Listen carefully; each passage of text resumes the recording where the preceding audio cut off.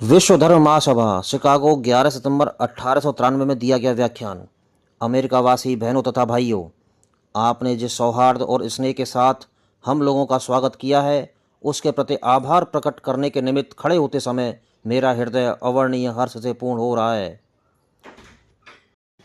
संसार में सन्यासियों की सबसे प्राचीन परंपरा की ओर से मैं आपको धन्यवाद देता हूँ, धर्म की माता की ओर से धन्यवाद देता हूँ और सभी संप्रदायों और मतों के कोटि कोटि हिंदुओं की ओर से भी धन्यवाद देता हूँ। मैं इस मंच पर बोलने वाले उन कतिपय वक्ताओं के प्रति भी धन्यवाद ज्ञापित करता हूँ, जिन्होंने प्राची के प्रतिनिधियों का उल्लेख करते समय आपको यह बताया है कि सुदूर देशों के यह लोग सहिष्णुता का भाव विविध देशों में प्रसारित करने के गौरव का दावा कर सकते हैं। मैं एक ऐसे धर्म का अनुयायी होने में गर्व का अनुभव करता हूँ, जिसने संसार को सहिष्णुता और सार्वभौम स्वीकृति दोनों की ही शिक्षा दी है।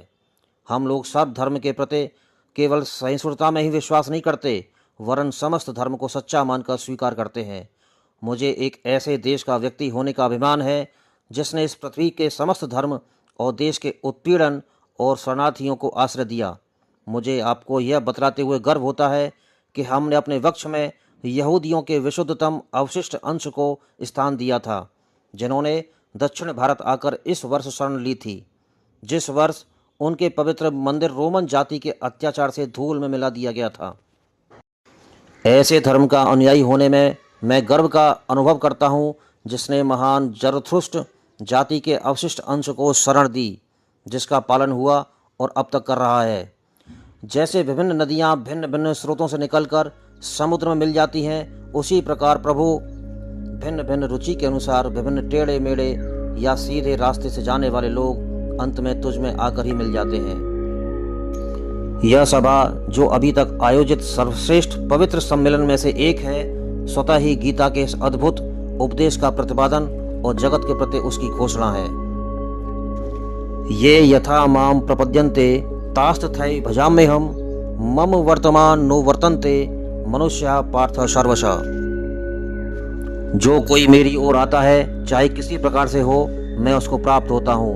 लोग भिन्न भिन्न मार्ग द्वारा प्रयत्न करते हुए अंत में मेरी ओर ही आते हैं। सांप्रदायिकता, हठ धर्मता, उनकी विभत्स वंशधर धर्मांधता इस सुंदर पृथ्वी पर बहुत समय तक राज कर चुकी है।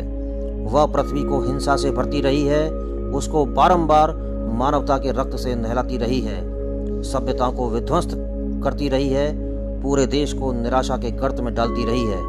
यदि यह विभत्स दानवी न होती तो मानव समाज आज की अवस्था कहीं अधिक उन्नत हो गया होता, पर अब उनका समय आ गया है और मैं आंतरिक रूप से आशा करता हूँ आज सुबह इस सभा के सम्मान में जो घंटा ध्वनि हुई है, वह समस्त धर्मांधता का तलवार या लेखनी के द्वारा होने वाले सभी उत्पीड़नों का और एक ही लक्ष्य की ओर अग्रसर होने वाले मानवों की पारस्परिक कटुताओं का मृत्यु निनाद सिद्ध हो।